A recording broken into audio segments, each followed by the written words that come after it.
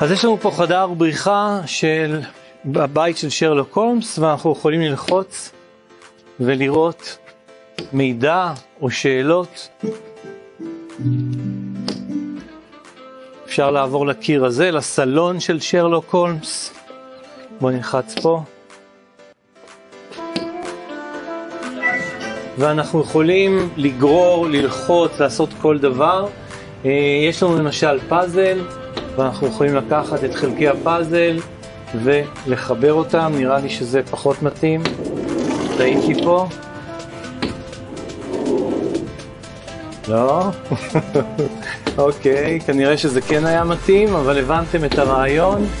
יש לנו פה פאזל. הנה, בבקשה. חלק ראשון, חלק שני, על ידי גרירה. אנחנו עוברים לפה. פה יש לנו תבנית מג'ניאלי של סולמות וחבלים. אנחנו יכולים ללחוץ פה ולערבב את הקוביות. ויצא לנו אחד, אחרי שישאלו שאלה, אנחנו יכולים לגרור, אוקיי, למקום.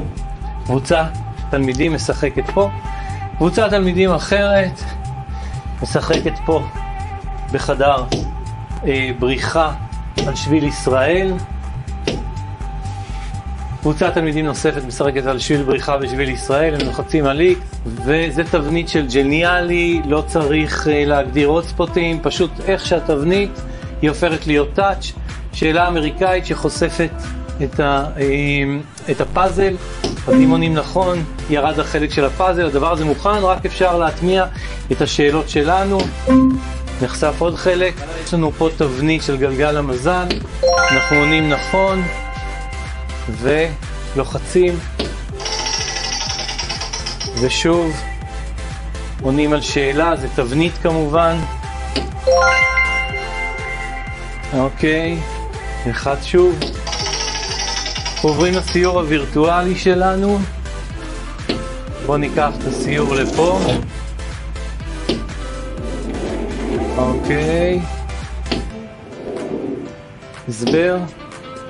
הסבר על המרוץ. מעבר לשקף הבא. אנחנו יכולים לראות סרט עם מידע. להפעיל אותו.